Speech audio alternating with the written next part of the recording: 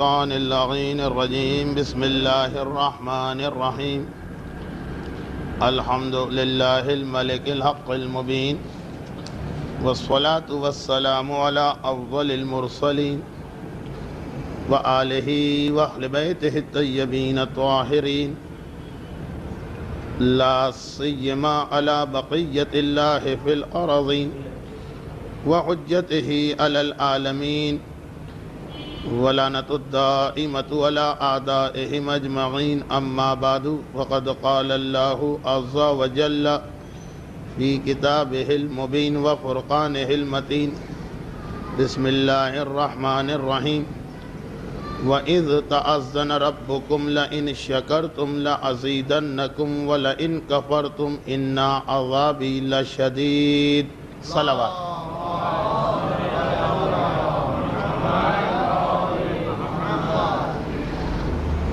جیسا کہ اعلان کیا جا چکا تھا، ماہ مبارک رمضان کی ان مجالس کا بنیادی عنوان امام کے حالات ہیں، اور خصوصیت کے ساتھ وہ حالات کے جو اس سے پہلے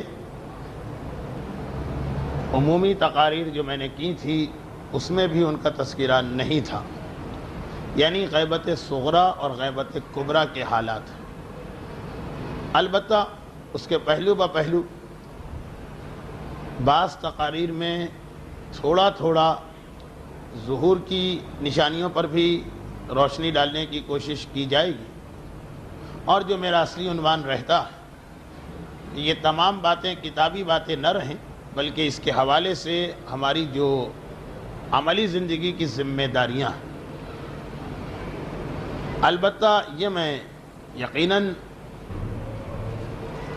معذرت کے ساتھ عرض کر دوں کہ جس موضوع پہ گزشتہ 7-8 دن سے گفتگو ہوئی اس کے کچھ باقی ماندہ حصے آج کی تقریر میں اپنے مقام پر آئیں گے، لیکن بحیثیت موضوع نہیں، اصل عنوان تو ہمارا اب شروع ہی ہونے والا ہے۔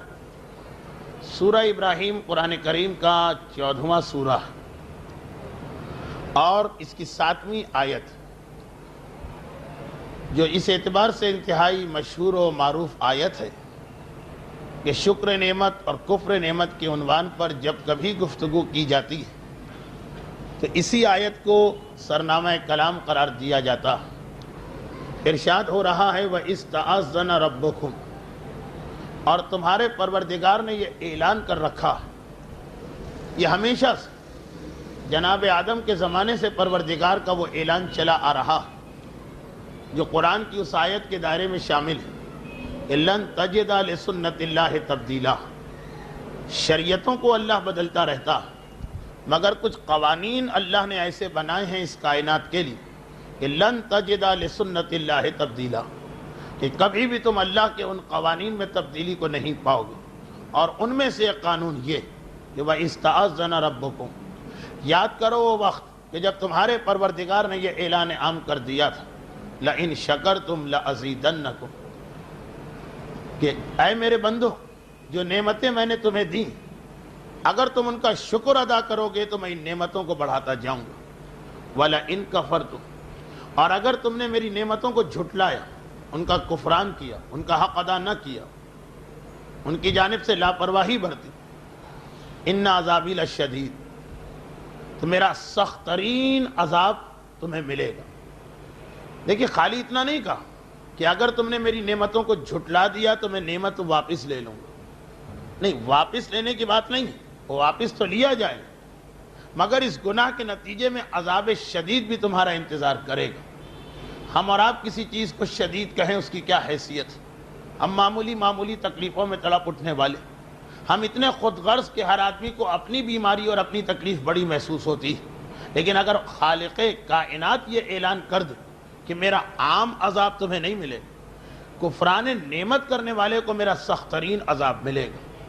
اب یہ قرآن کریم کا ایک عمومی اعلان ہے، ہمارے معاشرے میں لوگ اس اعلان کو سمجھتے بھی ہیں اور کسی حد تک اس کے تقاضوں پہ عمل بھی کرتے ہیں، لیکن قرآن کی دیگر آیتوں کے ساتھ جو ظلم کیا جاتا ہے وہی ظلم اس آیت کے ساتھ بھی کیا گیا کہ آیت کسی خاص نعمت کا تذکرہ نہیں کر رہی، جتنی نعمتیں پروردگار نے عطا کی ہیں سب کے بارے میں اعلان کہ اگر ان سب کا شکر ادا کیا تو اللہ نعمتوں میں اضافہ کرے گا۔ سوال یہ پیدا ہوتا کہ روٹی کا احترام اب تک ہمارے یہاں ہے، دسترخوان کا احترام اب تک ہمارے یہاں ہے، بعض مقامات پر نوٹ کے احترام کو بھی دیکھا گیا ہے جو اسلام میں صحیح، اللہ کی ایک نعمت۔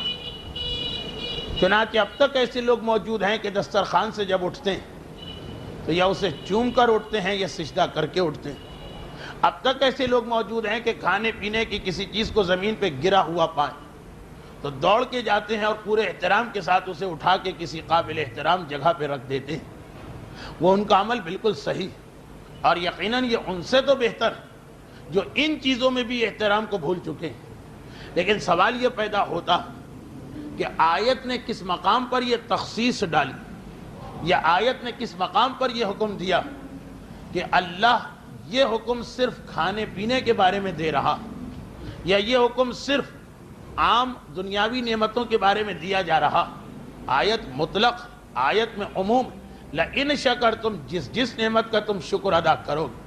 جب عام نعمتوں کی یہ حالت کہ ایک روٹی، ایک نوٹ، اللہ کی ایک عام نعمت، اس کے بارے میں پروردگار نے یہ اعلان کیا ہے کہ اس سے غافل نہ ہونا۔ اور دیکھیے دو اعلان، غافل نہ ہونا، اور اگر توجہ دو گے تو نعمت بڑھا دی جائے گی۔ یہ لفظ بڑھا دی جائے گی پر بھی آج ہم کو خاصی بحث کرنا۔ تو سوال یہ پیدا ہوتا ہے کہ ایک مومن کے عقیدے کا جز یہ کہ سب سے بڑی نعمت جو اسے ملی ہے وہ نعمت کہ جس کے بعد خدا نے اعلان کر دیا وَأَتْمَمْتُ عَلَيْكُمْ نِعْمَتِي الْيَوْمَ أَكْمَلْتُ لَكُمْ دِينَكُمْ وَأَتْمَمْتُ عَلَيْكُمْ نِعْمَتِي۔ یہ نعمت دینے کے بعد اب گویا نعمتوں کا سلسلہ مکمل ہو گیا۔ اب اس سے بڑی کوئی نعمت ہی نہیں ہے کہ جو تم کو عطا کی جائے۔ یہ اللہ کی سب سے بڑی نعمت قرار پا رہی۔ سورہ مائدہ میں قرآن کا اعلان مومن کے عقیدے کا جز۔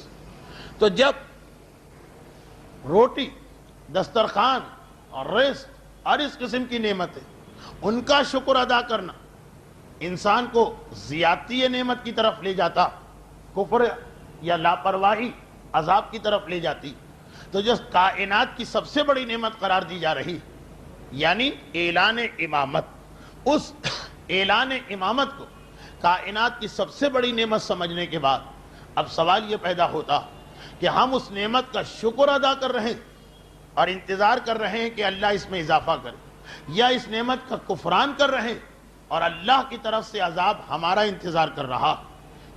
ہمارا کیا طرز عمل؟ جب عام نعمت اس دائرے میں آ رہی ہے تو نعمت عظمیٰ تو یقیناً اس دائرے کے اندر آنا چاہیے۔ اور یہاں پہ پھر یہ یاد دلا دیا جائے کہ وہ شخص دائرہ ایمان سے خارج جو غدیر خم کے اعلان کو فقط مولا تک محدود سمجھتا، یعنی وہ یہ خیال کرتا ہے کہ صرف ایک ہی امام پیغمبر اسلام مقرر کر کے گئے، نہیں، جیسا کہ ہمارے تمام علماء اس بات کو لکھتے آئے کہ اگر کوئی آخری امام کو زمانے کے امام کو سمجھنا چاہے تو ہم اسے سمجھا بھی نہیں سکتے جب تک کہ سلسلہ امامت سے ہم کو بات نہ کرنا پڑے۔ اس لیے کہ 12ویں امام کوئی آ کر کہے کہ ہمیں صرف اپنے 12ویں امام کے بارے میں سمجھائیے، ان کا عقیدہ کیوں آپ ان کے وجود کو مانتے ہیں، تو کیسے سمجھایا جائے جب تک کہ اس کی سمجھ میں عقیدہ امامت نہ آئے۔ یہ بنیاد یہاں پہ کہ پہلے 11 اماموں کو سمجھنا پڑے گا تو 12واں امام سمجھ میں آئے گا۔ کیونکہ سوال یہ ہوگا کہ کیا رسول کے بعد امامت کی ضرورت ہے یا نہیں؟ اگر سامنے والے نے مان لیا کہ ہے امامت کی ضرورت تو پھر خود بخود جواب آ گئے کہ امامت کی ضرورت ہے تو بتائیے اس دور کا امام کون ہے۔ لیکن اگر امامت کی بات وہ سمجھنے کو تیار نہیں، اردو میں ہم بعض اوقات ایسے ہی مسئلے پر بحث ہوتی ہے تو کہتے ہیں کہ جڑ کو چھوڑ کے آپ پتوں پہ ہاتھ ڈال رہے ہیں، اس سے فائدہ نہیں بلکہ بنیاد سے یہ مسئلہ سمجھانا پڑتا۔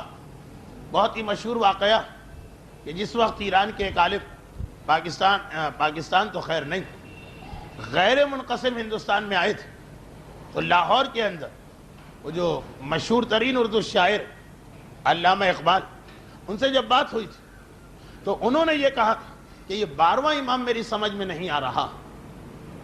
تو اس وقت ان ایرانی عالم کا جملہ بہت مشہور ہو گیا تھا، انہوں نے مسکرا کے کہا تھا کہ چھوڑ دے 12ویں امام، آپ 11 کو سمجھ جائیے اور ان کو قبول کر لیجئے، یہی کافی ہے۔ اس لیے کہ جو 11 کو مان لے گا وہ آٹومیٹک 12 کو مانے گا۔ 11 کو کس بیس پہ مانے گا؟ 11 کو کس بنا پہ مانے گا؟ ان کی امامت کو، ان کی شخصیت کو نہیں، اسی بنیاد پہ مانے گا کہ رسول کے بعد ایک وارث و جانشین ہونا چاہیے۔ یہاں 11 مانے تو 12واں سمجھ میں آ جاتا۔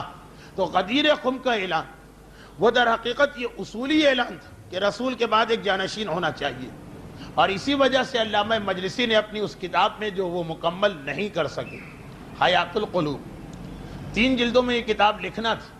پہلی جلد میں انبیاء کے حالات، اس کا اردو ترجمہ بھی ہو چکا ہے، ضرور پڑھی۔ دوسری جلد میں پیغمبر اسلام کے حالات، اس کا بھی اردو ترجمہ ہو چکا ہے، ضرور پڑھی۔ تیسری جلد میں 13 معصوموں کے حالات، مگر اس جلد کا صرف ابتدائی حصہ یا مقدمہ لکھ پائے تھے کہ امامت کی اہمیت کیا، پھر حالات لکھنا تھے کہ انتقال ہو گئے۔ چنانچہ جتنا انہوں نے لکھا اس کا بھی اردو ترجمہ ہو چکا۔ وہ سب سے مختصر حصہ، کیونکہ کتاب تو لکھی نہیں گئی تھی، وجود امام کی اہمیت، وہ بہت ہی دلچسپ لیکن علمی کتاب ہے۔ اس میں ایک چیپٹر علامہ مجلسی نے قائم کیا، معصومین کی حدیثیں۔ جس نے 11 کو مانا اور 12ویں کو نہیں مانا وہ بھی ایمان سے خارج مرا اور جاہلیت کی موت پہ مرا، جو پیغمبر کا فرمان۔ تو 12واں امام اپنی جگہ خود ایک حیثیت رکھتا، 11 کو مان بھی لیں اور 12ویں کو نہ مانے تو گویا جاہلیت کی موت ہوگی۔ لیکن میرا موضوع یہ کہ ان احادیث کی بنا پہ اس سوال یہ پیدا ہوا کہ جو شروع میں نے ایک سوال قائم کیا تھا اور مجھے معلوم تھا کہ اس کا جواب آپ کیا دیں گے، اس جواب سے بچنے کے لیے پھر میں نے یہ ساری بحث کی۔ اب آئیے دوبارہ وہاں پر پہنچ جائیں کہ سوال یہ پیدا ہوتا ہے، جب روٹی اور دسترخوان جیسی نعمتوں کا شکر ادا کرنا ہمارا فریضہ بھی ہے اور اللہ کی بشارت بھی ہے کہ اس سے نعمت بڑھ جاتی، اور ان نعمتوں کا شکر ادا نہ کرنا یہ گناہ بھی ہے اور اللہ کی طرف سے عذاب کا اعلان بھی ہے۔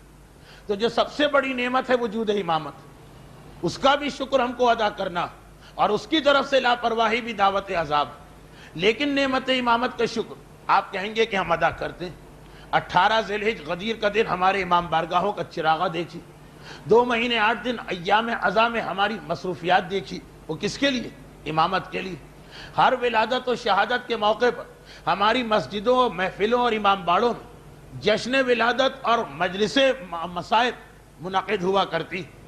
انہی چیزوں کا نام، پہلی بات تو یہ کہ کیا انہی کا نام شکر نعمت ہے، اور دوسری بات یہ ہے اس سلسلے میں کہ پھر گھوم پھر کے بات وہاں پہ آتی ہے کہ ہر امام کا ایک حق، جو ہمارا اس زمانے کا امام، اگر ہم نے غدیر کے جشن کو منا لیا تو بہرحال امام زمانہ کے حوالے سے ہم نے اس نعمت کا شکر کیا ادا کیا۔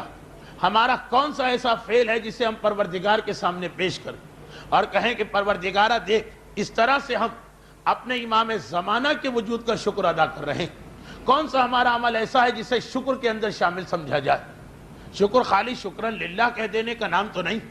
ہمارا کون سا ایسا فعل، شکرن للہ آپ نے کہا اور روٹی کو اٹھا کے مثلا ٹوائلٹ میں ڈال دیا، تو کیا اللہ فقط شکرن للہ سن کر کہے گا کہ آپ نے حق رزق ادا کر دیا یا نہیں؟ زبان کا شکر اور عمل دونوں مل کے بتاتے ہیں۔ ہم نے ایک مرتبہ کہا، جیسا ہمارا غیروں پہ اعتراض کہ غیر کہتے ہیں کہ خالی آپ ہی ٹھیکیدار نہیں علی اور حسین کے، ہم بھی تو ان کو مانتے ہیں اور ان کا حق ادا کر رہے ہیں۔ تو ہم کہتے ہیں آپ کا ماننا کس کام کا؟ کہ آپ ان کو بھی مانتے ہیں اور ان کے قاتلوں کو بھی مانتے ہیں، یہ کون سا ماننا ہوا؟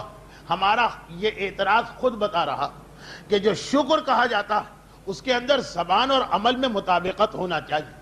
چنانچہ اگر ہم قرآن کی تعریف کر کے اس کو ٹھوکر مار رہے ہیں، کیا کوئی بھی عقل رکھنے والا کہے گا کہ چونکہ آپ نے تعریف قرآن کر دی ہے تو گویا شکر ادا کر دیا؟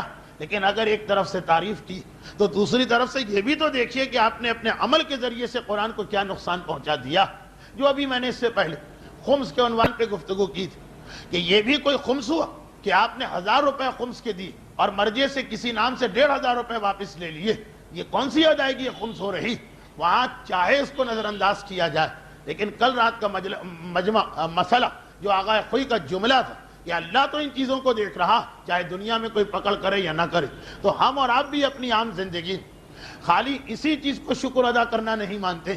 ایک آدمی جہاں بیٹھتا ہے اپنے والدین کی تعریف کرتا، لیکن گھر میں والدین فاقے کر رہے، وہ توجہ دینے کو تیار نہیں، اپنا الگ مکان لے کے بیٹھ چکا۔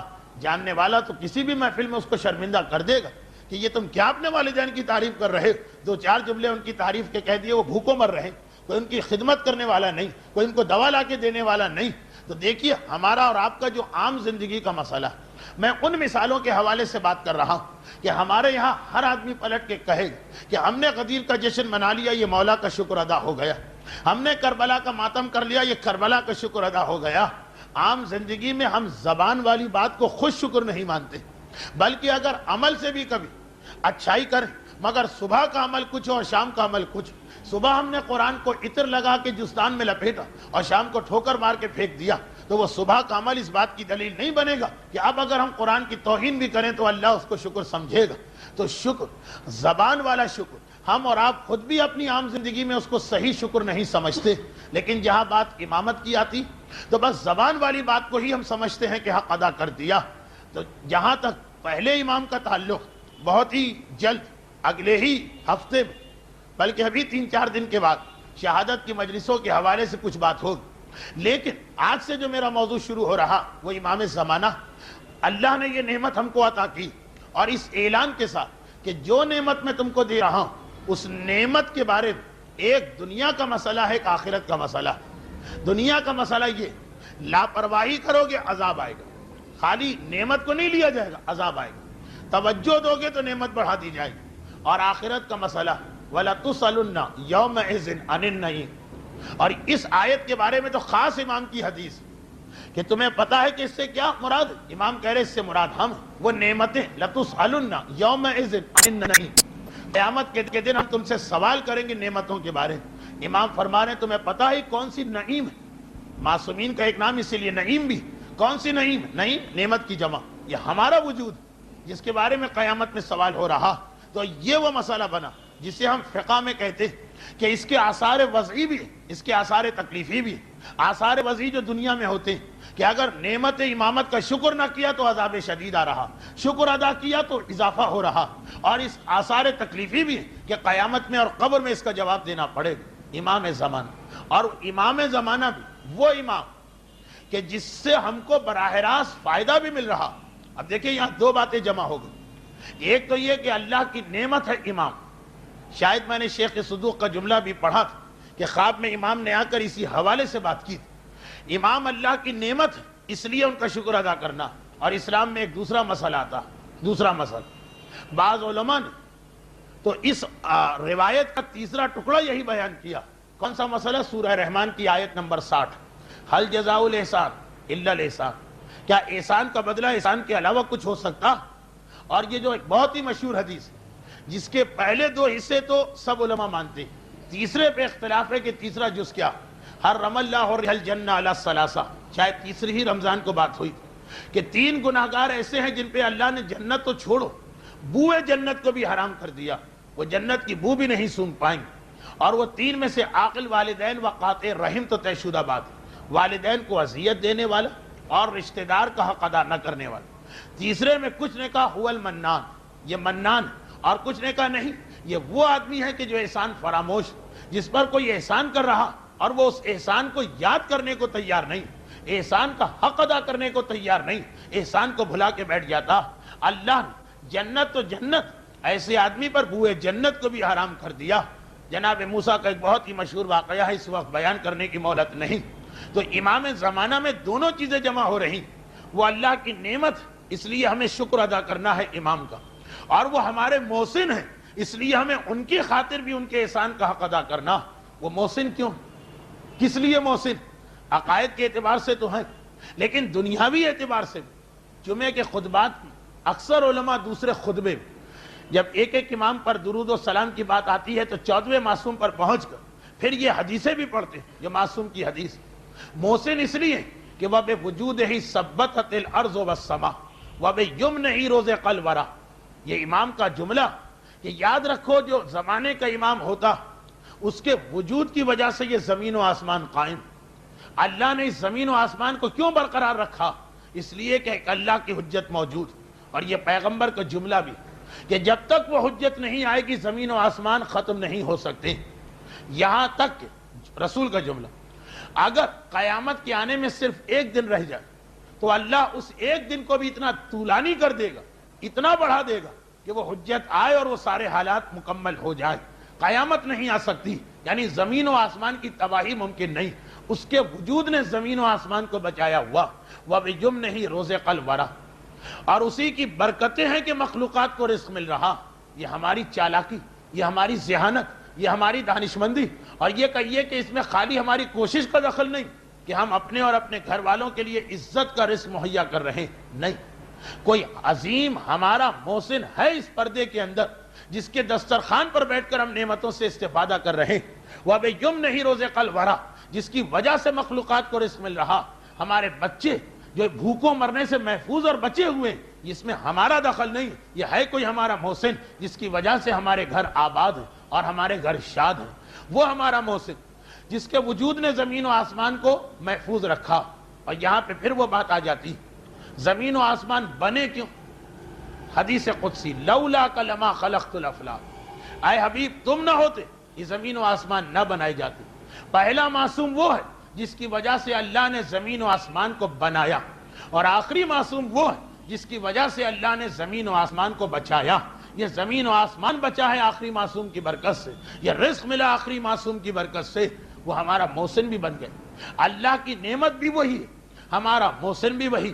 نعمت کا شکر بھی ادا کرنا واجب ہے، محسن کا حق ادا کرنا بھی واجب ہے. یہاں دوہری دنیاوی ذمہ داریاں آ رہی. اب یہاں پہ یہ سوال کہ وہ محسن بھی بنا، وہ اللہ کی نعمت بھی بنا، ڈبل طریقے سے ہمیں اس کا حق ادا کرنا. ہم نے کیا حق ادا کیا؟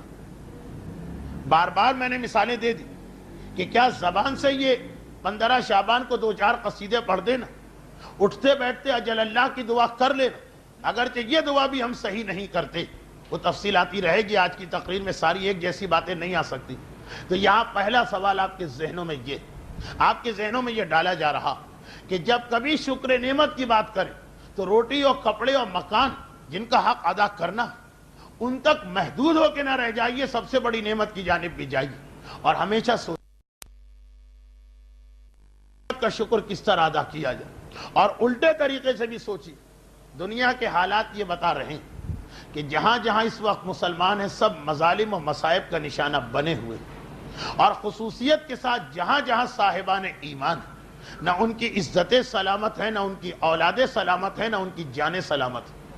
حتیٰ یہ کہ یورپ اور امریکہ جہاں بظاہر ہر شخص اطمینان کے ساتھ بیٹھا، لیکن وہاں رہنے والوں سے پوچھی کہ وہ سب سے زیادہ مصیبت میں مبتلا. ہم اخبارات میں جب کشمیر اور بوسنیا کے حالات پڑھتے ہیں اور ان خواتین پر ہونے والے مظالم کا ذکر سنتے ہیں جن کا صرف ایک قصور قرار دیا جاتا ہے کہ یہ مسلمان کیوں، تو ہم ایک مرتبہ سوچتے ہیں کہ یورپ اور امریکہ میں کتنی سیفٹی اور تحفظ، لیکن وہاں جو ذرا بھی حقیقت کو سمجھ گیا وہ راتوں کو اٹھ کے روتا اور کہتا کہ یہاں ہم نے اپنی جان کو بچا لیا، لیکن ہمارا اور ہمارے بچوں کا ایمان ختم ہو کے رہ گیا. وہ بعض اوقات یہ فیصلہ نہیں کر پاتے کہ بوسنیا کی عورت کی جو بے حرمتی ہو رہی وہ بڑا ظلم ہے، یا امریکہ میں جو ایک سیدانی یا ایک مومنہ عورت کی بے حیائی اور بے شرمی کی زندگی ہے وہ بڑا مسئلہ. ایک بعض لوگ حتیٰ یہ کہ یہ جملہ بوسنیا کی حد تک تو نہیں پتا، کشمیر کی حد تک پتا، کہ انہوں نے جب کراچی کی بعض خواتین کو اس بے حجابی اور بے غیرتی اور بے شرمی کے ساتھ دیکھا تو کہا کہ ہماری عزتیں لوٹی گئی، لیکن اب ہمیں اطمینان آ گئی کہ بہرحال جو کچھ بھی ہوا ظالموں کے ہاتھ سے ہوا، اللہ کے یہاں ہم مظلوموں میں شامل ہوئے اور اجر کے حقدار بنے. مگر ان سے تو بہتر کہ جن کے محلے، جن کی کوٹھیاں، جن کے مکانات سب محفوظ، اور اس کے بعد یہ اس طرح سے اللہ کی نافرمانیاں کر رہی.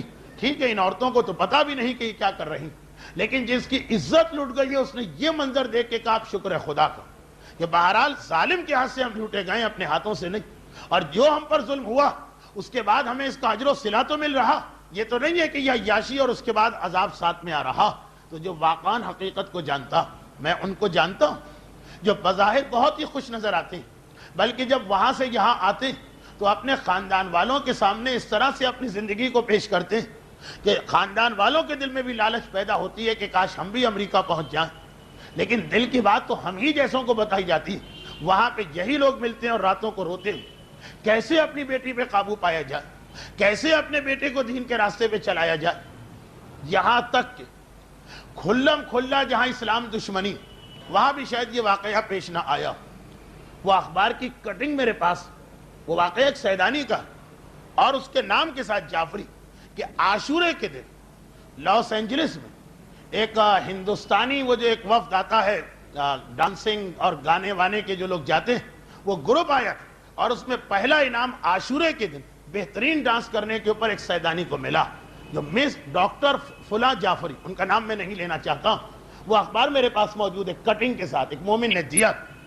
عاشورے کا دن جو بہرحال اب تک ایک قابل احترام دن سمجھا جاتا ہے، جعفری ان کے نام کا جز اور مشہور و معروف شخصیت ہیں لاس اینجلس کے مومنین۔ عاشورے کے دن جو گانے کا کمپٹیشن ہوا، جو کہ پہلا انعام ملا گانے اور ڈانس کے اندر، دیکھیے یہ حالت ہے امریکہ، کشمیر کی اور بوسنیا کی ایک مسلمان عورت، اس کی عزت لٹ جائے لیکن جب وہ یہ دیکھتی وہ مطمئن ہو جاتی۔ اب سوال یہ پیدا ہوتا، میں کہیں اور نہیں جا رہا ہوں، واپس آتا ہوں اپنے موضوع پر، سوال یہ پیدا ہوتا کہ یہ ساری مصیبتیں، یہ سارا عذاب مسلمانوں کے پیچھے کیوں لگا ہوا، اور پھر اس میں بھی خاص صاحبان ایمان، کیونکہ جب عیسائی اور یہودی حملہ کرتے ہیں تو وہ سارے مسلمانوں پہ حملہ کرتے ہیں، اس میں بھی ہم مارے جاتے ہیں، اور جب بعض نام نہاد صدام جیسے مسلمان بھی اٹیک کرتے ہیں تو وہ بھی ہم ہی پہ اٹیک کیا کرتے ہیں، اپنوں کے ہاتھوں تو ہم مرتے ہیں، غیروں کے ہاتھوں تو ہم مرتے ہیں۔ کیا فقط اللہ ہمارا امتحان لے رہا اس لیے ہم پہ یہ مصیبتیں آ رہی، یا سورہ ابراہیم کا اعلان آثار وضعی کی صورت میں ہماری زندگیوں میں آ رہا؟ ایسا تو نہیں کہ ہم یہ سوچ کے خوش ہو رہے ہوں کہ چلو اتنے مظالم صدام کے ہاتھوں ہوئے، اللہ ہمیں اجر دے گا، اور اللہ کہے کہ یہ اجر کی بات ہی نہیں، یہی تو میرا شدید عذاب ہے جس کا میں نے اعلان کیا، یہ تو عذاب ہے تمہارے اوپر، کوئی امتحان نہیں۔ ایسا تو نہیں کہ امام زمانہ کی نعمت کا شکر ادا نہ کرنے کی بنیاد پر ہم اس عذاب میں مبتلا کیے جا رہے ہیں کہ جہاں بھی دنیا میں ہیں وہاں پہ ہم ہی ہر دشمن کا ٹارگٹ اس وقت بنے ہوئے ہیں، چاہے وہ بے حیائی اور بے شرمی کے ہتھیار سے ہم پہ حملہ کر رہے ہیں، اور چاہے وہ یہ مادی ہتھیاروں سے ہم پہ حملہ کر رہے ہیں۔ پھر یاد کر لیجئے قرآن کا اعلان کہ اللہ کی جس نعمت کا شکر کرو گے وہ بڑھ جائے گی، اور جس نعمت کی لاپرواہی برتو گے آج تمہارے اوپر عذاب شدید آ جائے گا۔ واقعا ہم نے اپنی زندگیوں سے امام زمانہ کو نکال پھینکا۔ میں ایک مجموعی اعتبار سے ایک عام بات کر رہا ہوں، ہو سکتا ہے کہ ابھی 1 یا 2% مرد اور عورتیں ایسی جو امام زمانہ کی غیبت میں تڑپ کی زندگی گزار رہے ہیں، لیکن مجموعی اعتبار سے تشیع کو دیکھی، جس کو یہ نعمت ملی اور یاد نہیں کیا جا رہا، کفران نعمت کیا جا رہا۔ اور ایک بات اور بتا دی جائے کہ یہاں پر میں نے شروع میں آپ سے کہا تھا، اس وقت تو آپ آدھے سے بھی کم تھے، شروع میں نے آپ سے یہ گزارش کی تھی کہ آیت کے 2 جملوں پہ توجہ دیجیے گا، اگر لاپرواہی برتو گے تو عذاب شدید آئے گا، وہ ہمارے سامنے، اور قرآن نے کیا کہا، اور اگر شکر ادا کرو گے، شکر ادا کرو گے، یہ نہیں کہا کہ نعمت برقرار رہے گی۔ دیکھیں کہنا یہ چاہیے تھا، یعنی اگر قرآن کی آیت بنانے کی ذمہ داری ایک عام مومن کو دے دی جاتی تو آیت اس طرح بنتی کہ اللہ نعمت دے رہا، شکر کرو تو نعمت رہے گی، کفران نعمت کرو تو نعمت چھن جائے گی۔ مگر عجیب بات کہ دونوں اعلان قرآن نے کیے ہی نہیں۔ شکر کرو تو یہ نہیں کہا کہ نعمت تم کو ملتی رہے گی، کیا کہا کہ یہ نعمت نہیں، یہ نعمت بڑھ کے ملے گی، ڈبل ہو جائے گی، 100 گنا ہو جائے گی۔ کفر نعمت کرو تو یہ نہیں کہا کہ نعمت چھین لی جائے گی، نہیں، نعمت تو چھنے گی، عذاب شدید بھی تم پہ آ جائے گا۔ جتنا خدا بڑھا کے شکر میں دیتا اتنا ہی سخت عذاب کفران نعمت میں دیتا۔ اب دیکھیے یہاں پر پھر میں پھنسا ظاہری اعتبار سے کہ اگر اس آیت کے دائرے میں امام بھی شامل ہے کہ نعمت امامت کا شکر ادا کرو، تو قرآن نے یہ نہیں کہا کہ نعمت ملتی رہے گی، قرآن نے کہا بڑھ جائے گی۔ امام زمانہ، اس آیت سے پتہ چلا کہ امام اس اصول میں شامل نہیں۔ کیوں؟ اس لیے کہ ہم نے پہلے امام کی نعمت پہ شکر ادا کیا، ہمیں دوسرا امام مل گئے، دوسرے امامت کا شکر ادا کیا، تیسرا امام مل گئے، 12ویں امام کا شکر ادا کریں گے۔ قرآن کا وعدہ ہے نعمت کو بڑھانا ہے، کیا بڑھے گی نعمت؟ کیا کوئی 13واں امام آ جائے گا؟ نہ یہ ہمارے عقیدے میں ہے، نہ عقل سے قبول کرتی ہے، نہ نقل۔ اب سوال یہ کہ اگر اس آیت میں 12ویں امام شامل ہیں تو یہ آیت تو ان پہ پورا اتر ہی نہیں رہی، اس نعمت میں تو اضافہ ممکن ہی نہیں۔ مگر نہیں، یہی میرا موضوع ہے، اس سال کی تقاریر کا موضوع یہی جملہ کہ 12ویں امام کا بھی شکر ادا کرو، تو صرف یہ نہیں کہ نعمت ملے گی، نعمت بڑھ جائے گی۔ 12ویں امام میں کیا نعمت بڑھے گی؟ جو اکثر میں کہتا ہوں کہ جب بھی قرآن کہے یا حدیث کہے بڑھ جانا، کبھی بڑھنا تعداد میں ہوتا ہے، کبھی بڑھنا کیفیت میں ہوتا ہے، کمیت اور کیفیت، کوانٹٹی اور کوالٹی۔ اب باقی ہر امام کا شکر ادا کیا تو وہ تعداد کے اعتبار سے بڑھ گئے، ہر امام کے بعد دوسرا امام، وہ مسئلہ ہے کمیت کا، وہ مسئلہ ہے کوانٹٹی کا۔ 12ویں امام کی نعمت کا شکر ادا کرو تو یہ مسئلہ کوانٹٹی کا تو نہیں ہو سکتا ہے، 13 تو نہیں، یہ کوالٹی کا مسئلہ ہے۔ اور وہ کس طرح کہ ابھی امام غائب ہے، امام کا شکر ادا کرو، وہی امام رہے گا لیکن ظاہر ہونے کے بعد۔ اور یہی ہمارا مدعا، یہی ہمارا مقصود، اور یہی قرآن کا اعلان۔ گویا اس وقت جو جملہ میں نے کہا اب یہ الٹا کر کے اس طرح سے بنایا جا سکتا کہ چونکہ ہم لوگ نعمت امامت کا شکر ادا نہیں کر رہے اس لیے امام پردہ غیبت میں۔ اگر ہم امامت کا شکر ادا کرنا سیکھ جائیں تو یاد رکھیے ہمارا امام آج ظاہر ہو سکتا۔ اللہ کا وعدہ ہے بڑھانا، اور بڑھانا یہی ہے کہ غائب امام حاضر ہو جائے۔ درود بھیجے محمد والا۔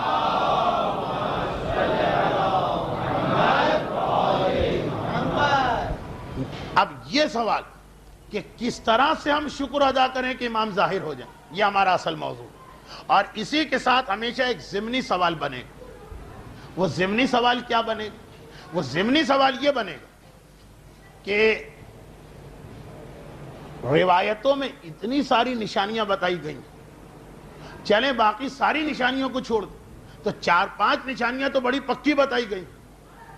تقریر یہ ہے کہ اگر آپ نعمت امامت کا شکر ادا کرنا سیکھ جائیں امام فوراً ظاہر ہوں، مگر فوراً کیسے؟ کچھ تو نشانیاں ہیں۔ چلیں ہمارے بچے اب اتنا کتابیں پڑھ چکے ہیں کہ انہیں معلوم ہے کہ 10,000 نشانیوں میں سے 10 نشانیاں یقینی ہیں، باقی یقینی نہیں، مگر 10 تو یقینی، وہ تو اتنا ٹائم تو لگے گا امام کو، جی نہیں۔ یہی ہمارا موضوع کہ صحیح معنوں میں شکر ادا کرو تو کسی نشانی کی ضرورت نہیں اور امام آ جائیں گے، اور یہ بھی دلیلوں کے ساتھ، لیکن یہ بات بعد میں ہوگی۔ اچھا، اب یہاں پر ایک بات اور، ذرا بالکل موضوع سے ہٹی ہوئی بات، لیکن ضرور سنیے، ضرور سماعت فرمائیے، اور وہ یہ کہ ایک چیز بڑی کثرت کے ساتھ کہی جاتی ہے کہ امام ظاہر اس لیے نہیں ہو رہے۔ میں نے جو آپ کے سامنے آرگومنٹ پیش کیا یا جو میرا اپنا دعویٰ تھا وہ آپ نے سنا، اس کی تفصیل تھوڑی بہت کل آئے گی۔ تھوڑی اس لیے میں نے کہا کہ کل شب ولادت، ہمارا موضوع ذرا تاریخ پر زیادہ ہوگا، اور پرسوں سے انشاءاللہ تفصیل کے ساتھ۔ مگر اس سے ہٹ کر عوام سے پوچھئے کہ امام کیوں نہیں آ رہے، تو زیادہ تر کی زبان پہ ایک ہی جملہ ہوتا کہ امام کو انتظار ہے 313 کا، جب تک 313 نہیں آئیں گے ہوں گے امام نہیں آئیں گے۔ ہمارے ان نوجوانوں نے جو 7-8 سال سے امام کے حالات پڑھ رہے ہیں، اتنا تو سمجھ لیا کہ اس جملے کا یہ مطلب نہیں کہ امام جب آئیں گے تو صرف 313 ساتھی ہوں گے۔ معلوم ہے کہ 10,000 سے زیادہ کا لشکر آئے گا۔ ابھی ذرا بے ترتیب گفتگو ہے، تھوڑی تھوڑی تفصیلات آنے والی، اتنا تو سمجھ لیا۔ مگر وہی بات کہ پہلے لوگ سمجھتے تھے کہ امام کو صرف 313 کا انتظار ہے، اب لوگ سمجھتے ہیں کہ 313 کی کوئی اہمیت ہی نہیں، وہ اصل لشکر تو 10,000 کا۔ نہ وہ بات صحیح تھی نہ یہ بات صحیح، دونوں باتیں مل کر ہیں۔ امام کو جب آئیں گے تو 10,000 سے بڑا لشکر ملے گا، چنانچہ کسی کو مایوس سے نا امید نہیں ہونا، لیکن 313 کا انتظار تو ہے امام کو، وہ 313 تو ہیں۔ اس کے اچھا اب پھر کیا بات بنی؟ اس کا ایک جواب میں 2 سال پہلے کھارادر میں دے چکا ہوں، یہ دوسرا جواب ہے جو آج کل آپ بہت لوگوں سے سن رہے ہیں، پھر بھی اس لیے اس کو ملا دوں کہ میری تقریر میں ہی بات نامکمل نہ رہے۔ دیکھیے 313 کا تو امام کو انتظار ہے، جس دن 313 کا عدد پورا ہو گیا اس دن امام ظاہر ہو جائیں گے، اور یہ 313 کا عدد ظہور کی 10 یقینی نشانیوں میں سے ایک ہے۔ اس 313 جس دن وہ 313واں مومن پیدا ہو گیا، وہ 313 کے گروپ میں آ گئے، اس دن جتنے باقی لوگ بھی ہوں گے جو خلوص دل سے امام کو یاد کر رہے، امام ان سب کو اپنے ساتھ بلا لیں گے۔ لیکن امام ان کا انتظار نہیں کر رہے کہ مثلا 10,000 ہو جائیں، 15,000، وہ تو نہیں، وہ 2 ہوں، 10,000 ہوں، 10 لاکھ، امام دیکھ رہے ادھر 313 ہو جائیں۔ اب فوراً ایک سوال کہ کیا ابھی تک 313 نہیں ہوئی؟ یہ فرق دیکھیے گا اور توجہ کے ساتھ، وہ دھوکہ نہیں کھائیے گا کہ ہم اس 313 میں شامل ہو سکتے ہیں یا نہیں۔ 313 وہ جو امام کو چاہیے وہ اس معیار کے چاہیے کہ جس معیار کے ہو سکتا ہے کہ بہت سے صاحبان علم بھی نہ ہو، البتہ جو اس معیار پر نہیں، جو اس معیار پر نہیں، یہ نہیں ہے کہ وہ برا آدمی، یہ نہیں ہے کہ وہ غلط آدمی، یہ نہیں ہے کہ وہ گناہگار آدمی، نہیں۔ 313 امام کو چاہیے سلمان فارسی ٹائپ کے۔ اب اگر سلمان فارسی کی طرح کے 313 نہیں تو باقی جو ہیں جو سلمان نہیں بن پائے وہ برے نہیں ہیں، اپنی حیثیت سے جو انہوں نے کیا قیامت میں اجر ملے، مگر امام کو جو 313 چاہیے وہ سلمان جیسے چاہیے۔ اور اسی لیے ایک رسول کے زمانے میں ایک سلمان بنا، ایک علی کے زمانے میں ایک مالک اشتر بنا، اسی لیے یہ 313 ایک دور کے نہیں چاہیے، پیغمبر سے لے کے خود امام کے ظاہر ہونے تک، بلکہ یہ بھی میں نے غلط کہہ دیا، حضرت آدم سے لے کے امام کے ظاہر ہونے تک، پوری اس وقت تک پوری تاریخ کے جتنے بھی انبیاء گزرے ان سب میں سے بھی نکالا جائے گا ان کے زمانے کے سلمان فارسی۔ 313 سلمان جیسے چاہیے، جب سلمان جیسے 313 ہو جائے امام ظاہر ہوں گے، اور پھر اس وقت عام مومنین جتنے بھی ہو جائیں وہ سب امام کے ساتھ ہی بنیں گے۔ اگر ہم رسول کے زمانے میں ہوتے تو سلمان تو قطعاً نہیں ہو سکتے تھے، مگر اس کا مطلب یہ نہیں کہ پھر ہم منافق، اس کا مطلب یہ نہیں کہ پھر ہم گناہگار، اس منزل معرفت پر نہیں، اور وہ ہماری طاقت سے باہر۔ اب یہ میں نے جو کہا اس کی وضاحت، 313 سلمان جیسے چاہیے، یہ جملہ اگر آپ کو سمجھ میں آ گیا تو پتہ چل جائے گا کہ واقعا 100 سال میں سلمان ایک ہی پیدا ہوتا، وہ بھی 100 سال میں بھی اگر رسول کے بعد چلے، ورنہ باقی انبیاء میں تو 200 300 سالوں میں جا کے کہیں ایک سلمان نکلتا۔ سلمان کس کا نام؟ سلمان شخصیت کی بات نہیں کر رہا ہوں، عقیدے کی بات کر رہا ہوں، ایسی شخصیت کہ جس کے عمل کو تو چھوڑ، جس کے ذہن میں بھی، جس کے وسوسوں میں بھی کوئی چیز کبھی اسلام کے خلاف نہ آئے۔ ہم سے اسلام کہہ ہی نہیں رہا ہے کہ ایسا بنو، ہم پر ہماری طاقت سے زیادہ بوجھ نہیں ڈالا جا رہا، مگر امام ایسے کا انتظار کر رہے ہیں۔ اب یاد کیجئے وہ واقعہ جو آج کل اکثر علماء اس لیے پڑھتے ہیں کہ ایران میں یہ واقعہ بہت پڑھا جا رہا، اور آپ نے ضرور سنا ہوگا، مجھے اندازہ، اس لیے میں تفصیلات میں نہیں جا رہا۔ اب ظہور امام کے حالات میں ایک بات یاد رکھیے، ترتیب سے گفتگو کرنا ہے، کچھ پرانی باتیں ضرور آئیں گی، کیسے ممکن ہے کہ ان کو نظر انداز کر کے بات کو سمجھایا جا سکے۔ اب یہ مشہور واقعہ کہ شہید دست غیب شیرازی، جن کا تعارف کرانے کی ضرورت تو نہیں، ان سے ایک زمانے میں یہ سوال کیا گیا، یہ 313 کیا مطلب اس کا؟ یہ نجف، یہ قوم، یہ مشہد، یہ کربلا، حوضہ مجتہدین سے بھرا ہوا، 313 تو ہمیں یہاں کھڑے کھڑے مل جائیں۔ وہ سمجھ رہا تھا کہ 313 سے مطلب متقی اور پرہیزگار مومنین، نہیں، 313 سلمان چاہیے۔ شہید مسکرا اور کہا کہ سنو، میں اپنی جوانی کا واقعہ سناتا ہوں، اور وہ یہ ہے کہ جب میں نجف اشرف میں تعلیم حاصل کر رہا تھا، یہ زمانہ کم و بیش وہی زمانہ تھا کہ جب آغائے خوئی کا طالب علمی کا زمانہ ہوگا۔ آغائے خوئی کراچی میں مرحوم آغائے پویا، مرحوم آغائے شریعت، یہ سب ایک بیچ کے آدمی، ایک بیچ کے علماء، اور اسی بیچ کے شہید بھی۔ تو فرماتے ہیں کہ جس وقت میں نجف میں تعلیم حاصل کر رہا تھا تو نجف کے علماء میں بھی یہ مسئلہ زیر بحث آیا۔ کل میں نے بتایا تھا کہ علم اور مطالعے کی اہمیت کے باوجود شرعاً بھی یہ ضروری ہے، اور طب اور صحت کے اعتبار سے کہ آدمی کچھ اس سے ہٹ کر دوستوں کے بیچ میں کچھ ہلکے پھلکے لائٹ ڈسکشن کیا کرے۔ تو اس میں بھی یہ مسئلہ زیر بحث چل رہا تھا کہ آخر اتنے سارے علماء اور مراجع امام کیوں نہیں آ رہے؟ کتابوں میں ایک عمل لکھا، اور وہ یہ ہے کہ اگر کبھی کسی آدمی کو کسی اجتماعی مسئلے میں امام سے ملاقات کرنا، مسئلے کی دو قسمیں ہوتی ہیں، ایک ہوتا ہے انفرادی مسئلہ، انفرادی مسئلہ کسی ایک آدمی کا مسئلہ، ایک خاندان کا مسئلہ، اور ایک ہوتا ہے اجتماعی مسئلہ، کسی پورے علاقے کے مومنین کا یا پوری دنیا کا مسئلہ۔ جب کوئی اجتماعی مسئلہ ہو جو پوری دنیا کے لیے ہو، ایسا کوئی مسئلہ پیش آ جائے، انفرادی مسئلہ ہو تو دعائیں ہیں، وظیفے ہیں، عریضے ہیں۔ عریضہ اپنی جگہ بہت اہمیت رکھا، وہ ہمارا اعتقاد وہ نہ رہا، لیکن چونکہ میرا تعلق جس خاندان سے، وہ لکھنؤ میں ناصر الملت علی اللہ مقامہ کے معتقدین کا خاندان، بہت مشہور، آپ کو تفصیلات بتانے کی ضرورت نہیں. ناصر الملت علی اللہ مقامہ، ایک عجیب و غریب شخصیت گزری ہندوستان، غیر منقسم ہندوستان. حتیٰ یہ کہ نجف اور قم کا حوزہ علمیہ بڑی آسانی کے ساتھ کسی آدمی کے علم کو نہیں مانتا، لیکن اگر آپ ہندوستان کے علماء کا تذکرہ سنیں تو اس میں ناصر الملت اور ان کے والد ابقات الانوار جیسی ایک کتاب لکھ دی کہ جس کی بنا پر ابھی انقلاب کے بعد اس کتاب کو خاص خصوصیت کے ساتھ حکومت کی توجہ کے ساتھ دوبارہ چھپایا گیا کہ ایک ایسی کتاب لکھی ہے جس کے بارے میں خود کہا نجف اور قم کے مراجع نے کہ 1400 سالہ تاریخ اسلام میں ایسی کوئی کتاب نہیں لکھی جا سکی. یہ 1400 سالہ تاریخ اسلام میں علامہ مجلسی ہیں، علامہ حلی ہیں، ہمارے سارے مراجع اور مجتہدین ہیں. اور اس کے بعد خصوصیت کے ساتھ لکھنؤ سے اس کتاب کو منگوا کر اسلامی جمہوریہ ایران میں دوبارہ چھپایا جا رہا. تو ایک عظیم شخصیت، ان کا علم اور ان کا حافظہ. لیکن تفصیل میں جاؤں گا تو لوگ کہیں یہ بڑی مشکل سے آغا خوئی کے موضوع سے نجات ملی تھی کہ اب آپ پھر وہاں واپس آ رہے ہیں.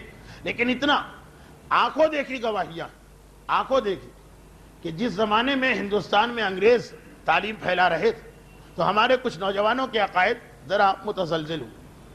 ایک بوڑھا باپ ناصر الملت علی اللہ مقامہ کے پاس آیا اور کہا کہ میرا بیٹا ہے وہ عریضے وغیرہ کو بالکل نہیں مانتا اور کہتا ہے کہ کیا نانسنس، یہ کیا چیز ہے، دعا مانگو امام سے، لیکن یہ عریضہ کیا چیز ہے. تو کہا ٹھیک ہے اپنے بیٹے کو لے کے آنا. بیٹے کو بلایا گیا، وہیں بیٹھے ناصر الملت نے اس بیٹے سے کہا کہ عریضہ لکھو. اس نے کہا میں مانتا ہی نہیں عریضہ کیا چیز ہوتی. بے دین نہیں تھا، دعا مانگے، حاجت پیش کریں، ڈائریکٹ بات کریں، یہ خط و کتابت کس لیے. اس کے باپ سے کہا تم عریضہ لکھو. عریضہ لکھا. اب وہ بیٹا سمجھ رہا کہ لے کے جائیں گے اور دریائے گومتی جو لکھنؤ کا دریا وہاں پہ ڈال کے کچھ سمجھائیں گے، لیکن نہیں. ان کے پاس جو ان کا لوٹا تھا اور ذرا عام سائز سے بڑا لوٹا تھا، احتیاط کی وجہ سے زیادہ پانی، پرانے زمانے میں نل وغیرہ تو نہیں ہوتے تھے. ہمارا مسئلہ یہ ہے کہ ہم جاتے ہیں حمام میں 1 لوٹا 2 لوٹے 3 لوٹے، لیکن اس وقت تو جتنا پانی لے جا سکو گے بس وہی پانی. خاصے بڑے سائز کا لوٹا تھا. باپ سے کہا کہ اس لوٹے کے اندر عریضے کو ڈال. عریضے کو ڈالا، حسین ابن روح کا نام لے اوپر سے لوٹے کو بند کیا. 1 منٹ کے بعد ہاتھ ہٹائے، بیٹے کو بلایا کہ تم نان سینس کہہ رہے ہو، جاؤ جھانک کے دیکھ. اب وہ لوٹا کتنا ہی بڑا ہو، کیسا ہی کنگ سائز کیوں نہ ہو، مگر کتنا بڑا ہوگا وہ لوٹا. ایک آدمی کو اٹھا کے لے جانا اور بوڑھے آدمی کو. تو آپ دیکھو اس کے اندر واقعا سارا پانی تک اس نے بہا دیا لیکن عریضہ اس میں نظر نہیں آ رہا. کہ یہ عریضے کا ایک فلسفہ، یہ امام اور ماننے والے کے بیچ میں خط و کتابت کا ایک سلسلہ. اور ایسا کہ جس طرح بس اب آپ پوسٹ باکس کے اندر خط ڈال دیا، خط پہنچ جائے گا اپنی منزل مقصود پر. شرط یہ ہے کہ پاکستان جیسا ڈاک کا نظام نہ ہو. تو یہ والا مسئلہ ہے کہ یہ خط پہنچنا ہی پہنچنا. انشاءاللہ اس پر ہم بعد میں گفتگو کریں گے. امام کو انفرادی طور پر پکارنا، لیکن اگر اجتماعی مسئلہ عریضہ ہے، انفرادی مسئلے کا نام مولا صحت چاہیے، مولا اولاد چاہیے، مولا فلاں نعمت چاہیے، اور اس کے بھی حدود ہے کہ کون سا عریضہ کس پریشانی میں لکھنا چاہیے. نہ بہت زیادہ عام کر دو اور نہ ہی اس کو بالکل چھوڑ دو. لیکن جب اجتماعی مسئلہ 1-2 آدمیوں کی بات نہیں ہے، پوری قوم کسی پریشانی میں ہو، اس کے لیے خاص عمل بتایا گیا ہے کتابوں کے اندر. اور وہ عمل کیا کہ ایسے آدمی کو تلاش کرو جس کے زہد اور تقوی پر پورے شہر کا اتفاق. علم نہیں، زہد اور تقوی. سارا شہر اور سارا علاقہ مانتا ہو کہ اس سے زیادہ پرہیزگار کوئی آدمی نہیں. اور اس پرہیزگار آدمی سے بھی کہو کہ 3 دن تم روزہ رکھو. روزے کے سلسلے کی پہلی مجلس یا دوسری، روزے کا سب سے بڑا فائدہ یہ بتایا جا رہا کہ لا علمی میں بھی جو حرام ہاتھ پاؤں آنکھ کان میں داخل ہو جاتا، روزہ اس حرام کو گھلا کے نکالتا. تو پرہیزگار اور زاہد آدمی ویسے ہی ہر حرام چیز سے اپنے آپ کو بچائے گا. جی نہیں، حرام سے تو ہم جیسے لوگ بچائیں گے تو کچھ بھی نہیں. پرہیزگار اور زاہد مشکوک چیزوں سے بھی اپنے آپ کو بچائے گا. اس کے باوجود ممکن کہ کہیں نہ کہیں لا علمی اس کے باپ نے اس کو کوئی کھانا دے دیا، ماں نے کوئی غذا دے دی، کوئی حرام اس کے جسم میں جا چکا، تو اس سے بھی کہا جائے کہ 3 دن روزہ رکھنا. اور 3 دن کا روزہ ایسا نہ ہو کہ اگر عام حالت میں تم دن میں 1 سیر کھانا کھاتے تو روزے میں 5 سیر ہو جائے، افطاری، رات کا کھانا، سحری. یہ نہیں، بلکہ واقعاً وہ روزہ کہ جو نمک یا کھجور سے کھلتا ہے، گرم پانی پہ بند ہوتا ہے اور رات میں اور بھی کچھ نہیں، اس سے کہا جائے 3 ایسے روزے رکھو. اور پھر جب 3 روزے رکھ لو تو جو چوتھی رات آئے گی تیسرے افطار کے بعد، وہ ساری رات جاگ کے گزارو، اس میں کسی نہ کسی لمحے امام اس سے مل کے چلے جائیں گے۔ اجتماعی مسئلے کے لیے یہ طریقہ بتایا گیا۔ اگر آپ کو وہ واقعہ یاد ہو، اسے تو میں پڑھنا ہی نہیں چاہتا ہوں، لیکن ہر ایک کو یاد ہوگا، بحرین اور انار والا واقعہ، کہ بحرین کے مومنین کو انار کے ایک مسئلے نے زحمت میں ڈال دیا۔ اب یہ پوری قوم کا مسئلہ، ایک دو آدمیوں کی بات نہیں، حاکم بحرین نے کہا تھا اس انار کا جواب لاؤ یا مارے جاؤ۔ تو اس وقت بھی آپ کو یاد ہوگا یہی طریقہ تھا کہ مقدس ترین آدمی محمد ابن عیسیٰ کو ڈھونڈا گیا، اور اس کے بعد 3 دن روزے رکھوائے گئے، اور تینوں رات انہوں نے جاگ کے عبادت کی، اور چوتھی رات کو امام کا انتظار کیا، امام نے آ کر انار کے مسئلے کو حل کر دیا۔ تو یہ ایک عام طریقہ ہے کہ قوم کا اجتماعی مسئلہ ایسے آدمی کو ڈھونڈ جس کا ملنا مشکل ہوتا، لیکن اگر مل جائے تو وہ کیسا اہم آدمی ہوگا، کیونکہ 2 آدمی کسی ایک پر متفق ہو جائیں یہ بہت مشکل بات ہے۔ مرجعیت تک میں لوگ جھگڑا ڈال دیتے، تو ایسا بہت مشکل ہوتا ہے کہ پوری قوم کہے کہ فلاں آدمی سب سے زاہد، جسے لوگ سب سے زاہد کہیں اسی کو دوسرے لوگ سب سے بڑا فراڈیا قرار دے رہے ہوں گے، جو ہمارا آپ کا مشاہدہ۔ پھر اگر کوئی ایسا مل جائے کہ جس پہ سب متفق، تو واقعاً وہ شخص کیسا ہوگا۔ چنانچہ شہید دست غیب کہتے ہیں، نجف کے اندر بھی بعض علماء میں یہ بحث چھڑی، اور کہ آخر وہ 313 کی روایت ہم نے سنی، کیا 313 ابھی جمع نہیں ہوئی، جبکہ سارا دنیا تشیع حوضے اور مراجع سے چھلک رہا۔ آج سے 60 سال 70 سال پہلے ایک عجیب ماحول تھا ہمارے حوضوں کا، جو میں نے ایک تقریر میں بتایا بھی تھا کہ ایسے ایسے اساتذہ تھے کہ جن کے شاگردوں میں بے شمار مراجع پیدا ہوئے، مجتہد نہیں۔ ان علماء میں 313 نہیں۔ خیر، جب یہ طے ہوا تو کہا کہ امام ہی سے پوچھو، اور امام سے پوچھنے کا ایک ہی طریقہ، چلو ڈھونڈو نجف کے اندر سب سے پرہیزگار آدمی کون۔ مرجعیت الگ چیز ہے، پرہیزگاری الگ چیز ہے۔ ڈھونڈا، اور آخر سب سے معلومات کر کے لوگوں سے پوچھ ایک آدمی کے نام پہ اتفاق ہو گئے کہ تقدس و پرہیزگاری میں اس کی کوئی نظیر و مثال نہیں۔ اس آدمی کے پاس گیا اور جا کر کہا ہمارا یہ مسئلہ، اور ایسے آدمی کو بھی، کیونکہ پورے کسی کے ایک آدمی کا مسئلہ نہیں، پورے شیعت کا مسئلہ ہوتا ہے یا اس علاقے کے مومنین کا، اسے ان کی خواہش پوری کرنا۔ کہا کہ یہ مسئلہ ہے اور تم ہی ہم کو نظر آئے۔ اس نے پہلی بات وہی کہی جو کہنا چاہیے تھا، کہ جو آپ کہہ رہے ہیں مجھے پتہ ہے کہ میں کیا ہوں، کچھ بھی نہیں، البتہ آپ کا اصرار ہے تو جو خدمت میں دے سکتا ہوں دوں گا۔ کہا کہ یہ مسئلہ ہے، یہ طریقہ کتابوں میں لکھا ہے، عالم ہمیں تم پرہیزگار ہو، اس پہ عمل کرو، چوتھی رات کو ہمیں بتا دو کہ امام آ کے کیا کہہ گئے۔ خیر، اس پہ عمل ہوا۔ ملاقات امام نامی کتاب میں ایسے کئی واقعات ہیں۔ 3 دن اس نے روزہ رکھا، روزہ بھی وہی جیسے میں نے کہا، کھجور سے افطار کیا، ساری رات فاقہ، صبح گرم پانی سحری، اور اس کے بعد روزہ شروع، اور وہ ساری رات بھی عبادت، 3 روزے، اور ریڈی و زاہد ترین انسان، پرہیزگار ترین انسان۔ البتہ وہ نقلی اور جعلی پرہیزگاری نہیں کہ کپڑے بھی پہنے جائیں تو پہلے مٹکے میں ڈال کے ہلائے جائے تاکہ کسی قسم کی استری کے آثار نہ رہے، وہ تو پرہیزگاری نہیں، اصلی پرہیزگاری اسلام بتا رہا۔ تو چوتھے دن تیسرا روزہ افطار کر لیا، 3 روزے افطار ہو گئے، اب چوتھی رات آ گئی۔ یہ معلوم ہے کہ اس رات کو کسی وقت بھی امام آ جائیں گے، لیکن کبھی بتا کے نہیں آئیں گے کہ میں امام۔ مسئلہ ہے امام پیغام دے جائیں گے، قوم کا مسئلہ۔ اور باقی علماء بھی گھر کے باہر اس محلے کے جو دوسرے مکانات تھے اس میں جا کے بیٹھ گئے۔ خاص اس سے کہا جیسے ہی تمہیں امام کا پیغام ملے، صبح ہونے کا انتظار نہیں کرنا، رات کے 2 بھی بجے ہوں تو دروازہ کھول کے باہر آ جانا، ہم انتظار کر رہے ہوں۔ اچھا، یہ چوتھی رات بہت احتیاط کر رہا، کیونکہ علامہ ہلی کے واقعات پڑھے ہوئے، شہید ثانی کے واقعات پڑھے ہوئے، علامہ مجلسی کے واقعات پڑھے ہوئے، کہ انہوں نے بھی روزے رکھ کے راتیں گزار، اور آئے امام اس وقت ذہن سے نکل گئے، اور جیسے ہی امام گئے ویسے ان کو یاد آ گئے۔ تو یہ چاہ رہا تھا کہ نہیں، پوری توجہ رہے، کوئی بھی انسان میرے گھر میں آئے تو میں اس کے ساتھ پوری توجہ سے بات کروں۔ یہ اتنا زیادہ احتیاط کر رہا۔ امام بھی اس طرح تو نہیں ملتے، چنانچہ اس کے ساتھ دوسرا ماجرا ہو گیا، اور وہ یہ کہ اس کو نیند آنے لگی۔ اب وہ آدمی جو ویسے ہی اپنی زندگی میں ہر رات جاگتا، ویسے ہی ساری رات جاگتا، آپ نے دیکھا ہوگا کچھ لوگ ایسے ہوتے ہیں جن کی ڈیوٹی رات کو ہوتی، اب اگر کسی رات کو ان کو چھٹی بھی مل جائے تو رات کو ان کو نیند نہیں آتی۔ البتہ یہ بات ہے امریکہ کی، برطانیہ کی۔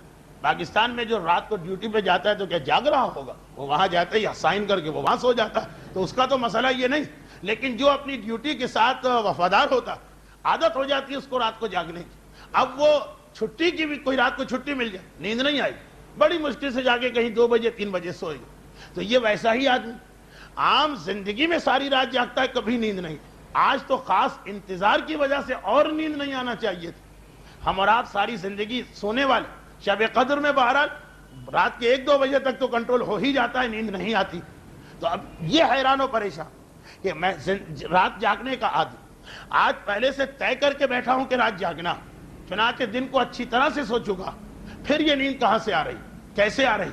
مگر نیند کبھی انسان کے قابو میں نہیں ہوتی. چنانچہ نیند آتی چلی گئی اور یہ سو گئے. اب جو سو گئے, کیونکہ اب اس میں بات یہ تھی کہ یہ امام سے ملنا چاہتا تھا, چنانچہ آج یہ ضروری ہو گئے کہ امام اس سے ملاقات نہ کرے, کیونکہ عام مومن سے امام کبھی بتا کے ملاقات نہیں کرتے. چنانچہ اس کو سلا دیا گیا. اصل مسئلہ قوم کا ہے کہ 313 کا جواب مل جائے, وہ کسی طرح بھی مل جائے. یہ سو گئے. خواب میں اس نے ایک عجیب منظر دیکھا, ایسا کہ جاگا تو خود بخود, کہیں پہ امام کا نام نہیں.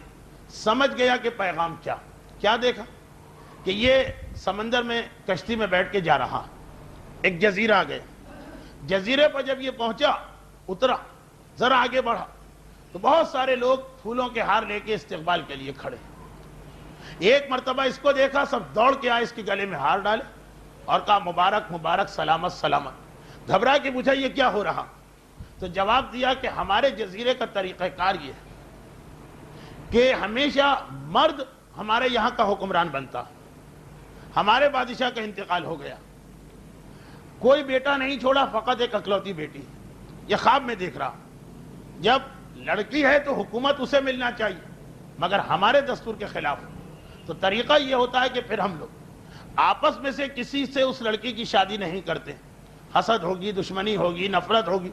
انتظار کرتے ہیں کہ بادشاہ کے مرنے کے بعد پہلے دن کون آدمی باہر سے آتا, بس اسے بادشاہ بھی بنا دیتے ہیں اور شہزادی کی شادی بھی اس سے کر دیتے ہیں. یہ میں کوئی بچوں کی کہانی نہیں پڑھ رہا, شہید دست غیب نے اس مومن کا یہ واقعہ خود لکھا. بہت اس میں کہانیوں جیسی جھلک آپ کو نظر آ رہی ہوگی. خیر, اب ڈبل مبارکباد, بادشاہ بھی بن گئے اور سوکھی بادشاہت نہیں ہے, ساتھ میں شہزادی بھی مل گئی. بس دل میں یہ تھوڑا سا شک تھا کہ پتہ نہیں کیسا مال, یعنی کس قسم کی وہ لڑکی, ایسا نہ ہو کہ ناقص و ناکارہ. لیکن جب ہجلہ عروسی میں گئے, میں سب باتیں مختصر کرتا ہوں, وقت میرے ہاتھ سے نکل رہا.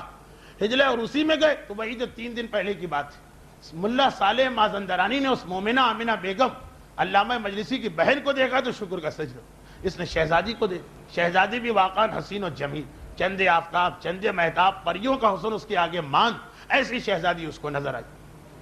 دیکھیں ڈبل چیز, حسن بھی ملا, دولت بھی ملی, شاہی بھی ملی, سب خواب ہے. چنانچہ ایک مرتبہ بات چیت شروع کرنا چاہیے کہ دروازے پہ دستک کی آواز ہے. گھبرا کے پوچھا کون؟ یہ ایسا ٹائم ہے کہ کوئی کسی کو ڈسٹرب نہیں کیا کرتا سوائے بے تکلف دوستوں کے جو ہنسی مذاق ہو تو دوسری بات. کون؟ تو دروازے کے پیچھے سے آواز آئی, ابھی ابھی امام نے ظہور کیا ہے اور تمہیں بلایا ہے. ساری زندگی اجل اللہ کہتے رہتے تھے, امام نے بلایا, جانا بھی جاتا. جیسے ہی سنا امام آئے, کہ بس میں ابھی آ رہا ہوں, 5 منٹ, ابھی آتا ہوں. دلہن سے ابھی بات شروع نہیں ہوئی, کچھ اس کو تسلی دلاسا دینا ہے, ایسی دلہن کے واقعان بات کرنے کو دل چاہ رہا. اس کی جانب مڑے, بات چیت شروع. زبان بھی ماشاءاللہ اس کی بہت ہی میٹھی اور خوشگوار اور شیریں. تھوڑی دیر بعد پھر دستک ہوئی. گھبرا کے مجھے کون تھا؟ وہ امام آ گئے, تمہیں بلا رہے ہیں. ہاں میں ابھی آتا ہوں, ابھی 2 منٹ, ابھی بات کر کے آ رہا ہوں. پھر ادھر متوجہ ہوں. اب جو بات میں لگا تو بات میں لگ گئے. پھر دروازے پہ دستک کی آواز. گھبرا کے پوچھا کون؟ کہا امام آ چکے ہیں, تمہیں بلایا جا رہا, تمہارا انتظار ہو رہا. جواب تو دیا کہ ابھی آتا ہوں, لیکن بے اختیار دل میں یہ خیال آ گیا کہ میں اتنے سالوں سے امام کو بلا رہا تھا, اسی وقت آنا تھا. ایک وسوسہ سا دل کے اندر گزر گیا, ذرا 10 منٹ دیر سے آ جاتے تو کیا حرج تھا, عین اسی موقع پہ آنا. خالی ایک خیال سا دل میں گزرا, زبان پہ یہی تھا کہ آ رہا ہوں, مگر دل میں خیال آ گیا. آنکھ کھل گئی. کہاں کی شہزادی, کہاں کا ہجلہ عروسی, کہاں کی دلہن, کہاں کا دولہا. لیکن زاہد و عابد آدمی تھے.